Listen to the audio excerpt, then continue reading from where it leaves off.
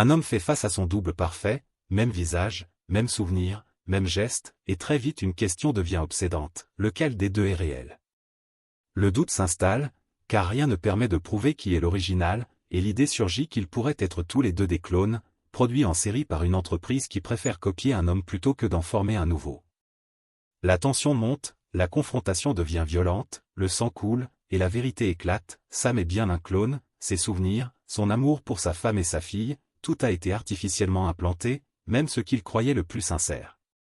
Son corps commence alors à se dégrader, et en fouillant les archives, il découvre un schéma terrifiant, tous les clones tombent malades après 3 ans, disparaissent sans exception, et la capsule censée les ramener sur Terre n'est qu'un incinérateur déguisé. Les messages envoyés à la Terre sont faux, les réponses sont enregistrées à l'avance, la réalité est entièrement contrôlée.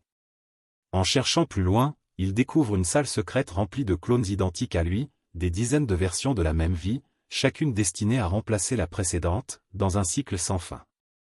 Désespéré, il fuit la zone de brouillage et établit enfin une vraie communication avec la Terre, où il apprend que sa femme est morte depuis longtemps et que sa fille n'est plus une enfant, mais une adolescente qui a grandi sans lui. La voix qu'il entend ensuite n'est pas celle d'un clone, mais celle de l'original, celui qui a choisi de tout abandonner. Et c'est précisément ce choix qui a créé cette armée de copies, condamnée à porter des souvenirs qui ne leur appartiennent pas, perdus dans l'espace, condamnée à mourir seule, tandis qu'un nouveau clone s'éveille déjà, avec les mêmes souvenirs, les mêmes espoirs, et la même illusion d'être le premier.